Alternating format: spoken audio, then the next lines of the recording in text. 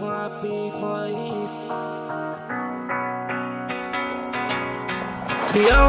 pang kamen sim,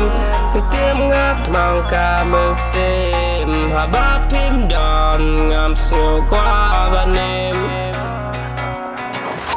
Piang pi pang kamen sim, pitim ngat mang kamen sim, haba pim don ngam siu qua banim. Jingum jong kas ngau dom kumbaki syata holo badum ngam tingam yo ne aka jing shy ki klur men met ki pranai hila jan yanga biju aya ka jing shy kasun rai kalale ka parna ka portlang ka jing ki dang yas nak tilang be ka porlang ba ta kong terkhang henry long kas ngamro ngas ngau trang ya kine ki jeans ngao ngati PHI phim yos ngao ngata ya ki ngati phim yos ngao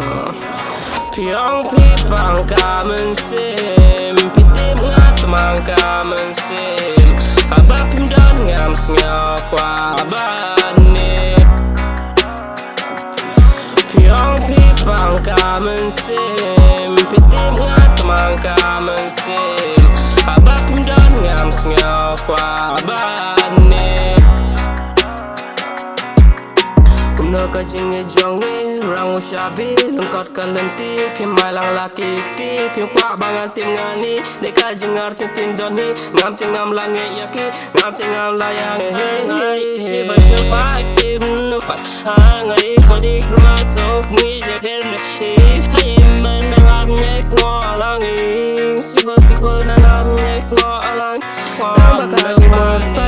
Pakla tang ki dao jong pi tim ngas ngao po dao ki jing le jong pi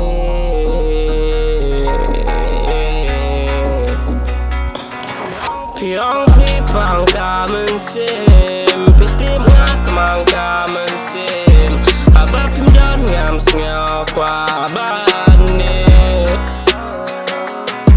piang pi pang kamen